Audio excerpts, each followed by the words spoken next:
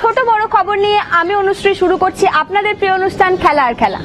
ফুটবলের ডায়েরি নিবেদন করছে সংবাদ প্রতিদিন।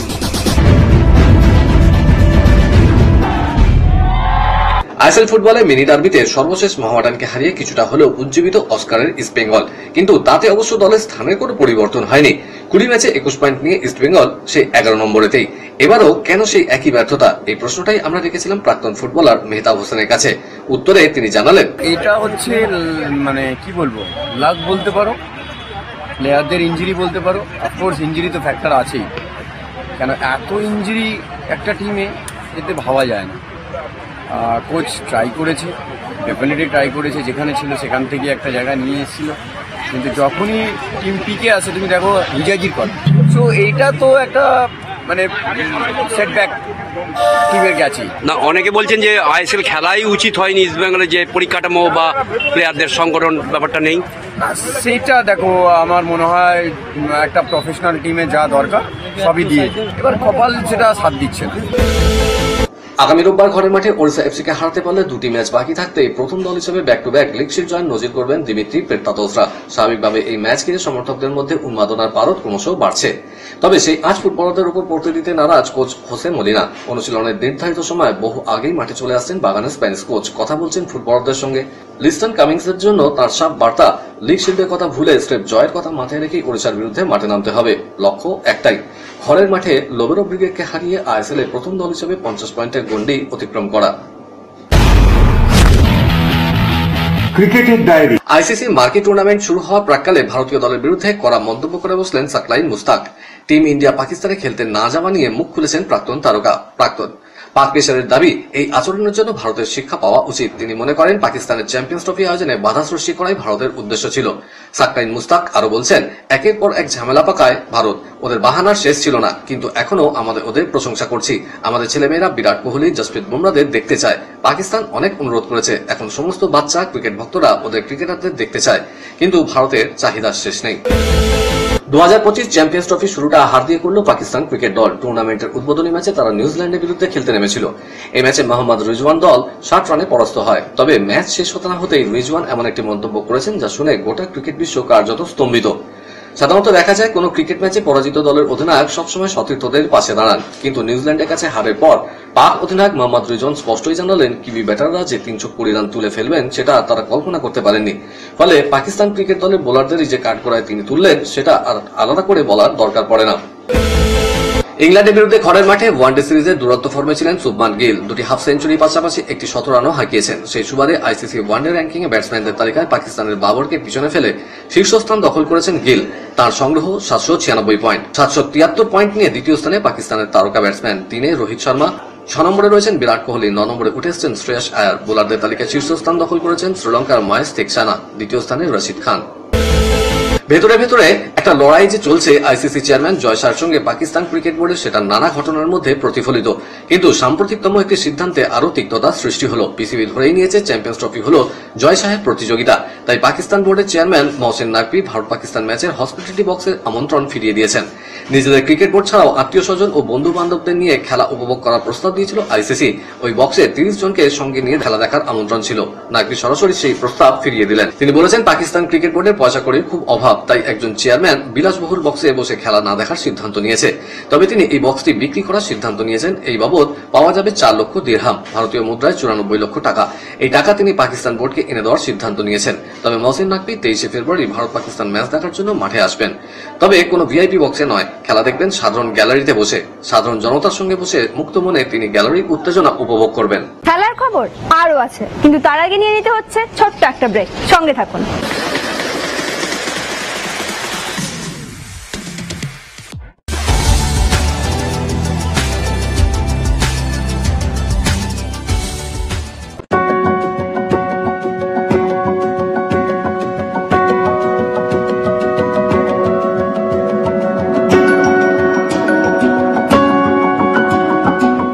নিউজ মিডিয়া প্রযোজিত সাপ্তাহিক বিনোদন অনুষ্ঠান বিনোদন.com দেখুন প্রতি শনিবার ঠিক রাত 10:25 আপনাদের প্রিয় চ্যানেল ভিশনে।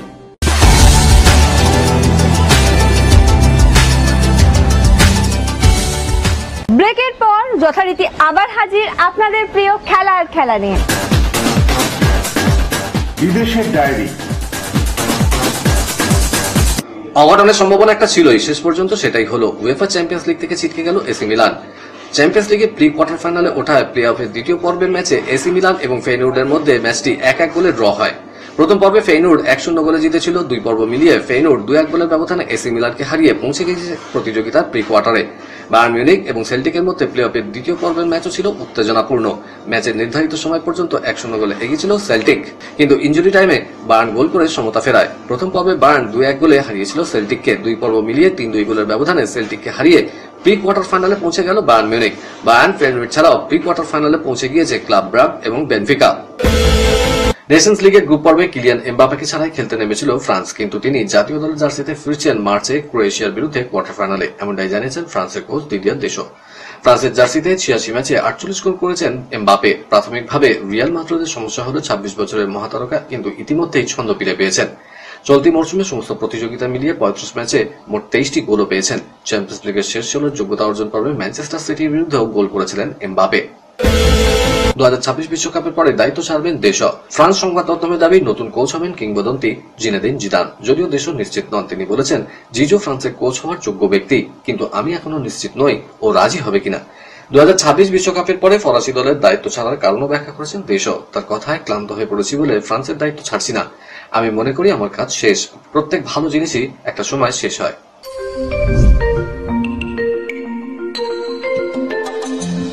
ডোপ করার অপরাধে ইয়ানিক সিনারকে নির্বাচিত করা হয়েছে টেনিসে। এখন তিনি সিঙ্গেলসে পুরুষদের মধ্যে 1 নম্বরে। সিনার না থাকায় সেই জায়গাটাই আবার নিতে চাইছেন কার্লোস আলকারাজ।